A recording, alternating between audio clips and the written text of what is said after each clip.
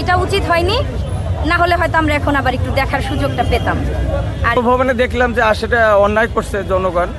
আমাদের সম্পদ আমাদের রক্ষা করার দায়িত্ব ছিল, সেটা অনেকে যারা লুটতরাজ করছে এটা আসলে ঠিক করে নাই। গণভবনে এসেছেন, কি দেখলেন? আমরা দেখতে আসছি যে ওরা যে জুলুম নির্যাতন করছে, জনগণের টাকাতে তারা বিলাসবহুলভাবে জীবনযাপন করছে, অথচ জাতিকে তারা বলছে সবসময় যে উন্নয়নমূলক দেশ গড়বে, কিন্তু আসলে তো কোথাও উন্নয়ন নাই। গতকালকেও এসেছিলাম আনন্দ মিছিল করতে করতে, তো গতকালকেও আমরা ঢুকতে পারিনি, মানুষের এত ঢল ছিল। এই কারণে আজকে এসেছিলাম যে যদি সুযোগটা পাই আবার, কিন্তু আসলে মধ্যরাত থেকেই খবর পেয়েছি যে এখানে অগ্নিকাণ্ডের ঘটনা ঘটেছে, যেটি একদমই অনাকাঙ্ক্ষিত এবং অপ্রয়োজনীয় বলে আমি মনে করি। তো এটা উচিত হয়নি, না হলে হয়তো আমরা এখন আবার একটু দেখার সুযোগটা পেতাম। আর এটা তো প্রোটোকলের মধ্যে থাকে, আমরা তো সাধারণ জনগণ সবসময় এসে আসলে দেখার সুযোগটা পাই না। এটার ভেতরটা এরকম কিরকম ছিল দৃশ্য এখন কেমন দেখছে? এখন তো দেখছি ধ্বংসস্তূপ, যেটা আসলে আমাদের কাম্য নয়, কারণ এটা আমাদের দেশের সম্পদ, যেটা সত্যি কথা। এটা আমাদের টাকার থেকে তৈরি, এবং সেটাও বড় কথা না, তৈরি করা হয়েছিল, এখন আবার করতে হবে, এইটা সবচেয়ে বড় সমস্যা। এখন যে আবার যে টাকাটা দিয়ে খরচ করে করতে হবে, এটাও দেখা যাবে আমাদের জন্য ভারী হয়ে যাবে, কারণ আমরা নিম্ন মধ্যবিত্ত দরিদ্র শ্রেণী কিন্তু দেশে অনেক, এবং তাদের অর্থ এই 15 বছরে শোষিত হয়েছে, অর্থ কিন্তু এখন দেশে নাই। তাই দেশের টাকা দেশে যত রাখা যায় সেটাই সব থেকে ভালো হবে। ধন্যবাদ। আপনি কি জন্য বলছিলেন? আমি যদি আপনার সাথে আমরা বলতেছি, এই যারা ধ্বংসযজ্ঞ চালাইছে, কালকে লুটপাট করে নিয়ে গেছে, এগুলো আমাদের দেশের সম্পদ, এগুলো আমাদের দেশের সম্পদ, যেগুলো ভাঙছে এগুলো পরবর্তীতে নির্মাণ করতে হলে আমাদের টাকা দিয়ে করবে।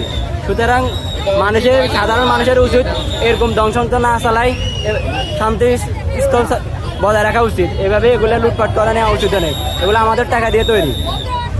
আর আমরা গতকালকেও এখানে আসিছিলাম, দেখি আমাদের ঢুকতে পারিনি, অনেক জনতা ছিল, যে যেভাবে পারছে সব নিয়ে গেছে। আমরা আজকে একটু ঢুকার চেষ্টা করেছিলাম, সেনাবাহিনী আমাদেরকে ঢুকতে দেয়নি। আমরা দেখতে চাইছিলাম আমাদের বাংলাদেশের প্রধান কার্যালয় ভিতরে কিরকম, আমরা এটা দেখতে চাইছিলাম, আমাদেরকে ঢুকতে দেওয়া হয়নি। আমরা চাই দেশ শান্তিপ্রিয় হোক, দেশে যেন আর অশান্তির সৃষ্টি না হয়। ধন্যবাদ। দর্শক, আপনারা যেমনটি দেখতে পাচ্ছেন, আজকে গণভবনে ভিতরের দৃশ্য দেখার জন্য এখানে আমরা দেখছি শত শত মানুষের ঢল। কেউ ভিতরে প্রবেশ করতে পেরেছেন, আবার কেউ বা পারেননি। অর্থাৎ গতকাল যারা প্রবেশ করেছে তাদের দেখা দেখি আজকে অনেকে এসেছেন, তবে ভিতরে প্রবেশ করতে দেওয়া হচ্ছে না। সেখানে নিরাপত্তার বেষ্টনী আমরা দেখতে পাচ্ছি, বাংলাদেশ সেনাবাহিনী তারা আর ভিতরে প্রবেশ করতে দিচ্ছেন না। যদিও এখানে আমরা দেখতে পাচ্ছি ধ্বংসস্তূপে পরিণত হয়েছে। অর্থাৎ সাধারণ মানুষ যারা রয়েছেন তারা বলছেন যে এখানে রাষ্ট্রীয় সম্পদ আসলে ধ্বংসস্তূপ বানানো ঠিক হয়নি। কে বা কারা করেছে তাদের সঠিক আইনের আওতায় আনার আহ্বান জানিয়েছেন সাধারণ মানুষ যারা এখানে ছিলেন, তারা এসেছেন এমনটি বলছেন। কালের কণ্ঠ থেকে আপনাদের সাথে যুক্ত রয়েছে আমি ইখলাসুর রহমান। আবারও জানিয়ে রাখি, প্রতি মুহূর্তে সবার আগে সর্বশেষ খবর জানতে হলে ভিজিট করুন কালেরকণ্ঠ.com।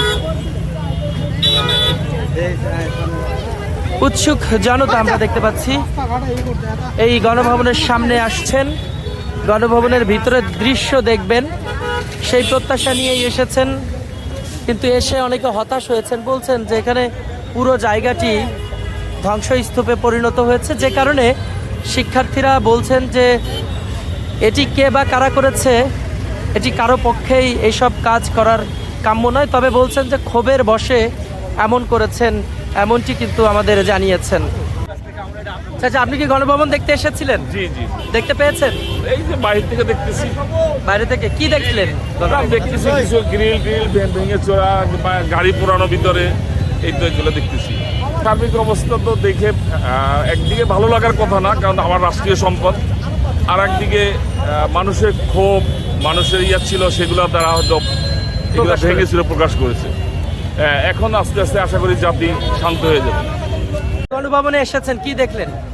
আমরা দেখতে আসছি যে ওরা যে জুলুম নির্যাতন করছে, জনগণের টাকাতে তারা বিলাসবহুলভাবে জীবনযাপন করছে, অথচ জাতিকে তারা বলছে সবসময় যে উন্নয়নমূলক দেশ গড়বে, কিন্তু আসলে তো কোথাও উন্নয়ন নাই।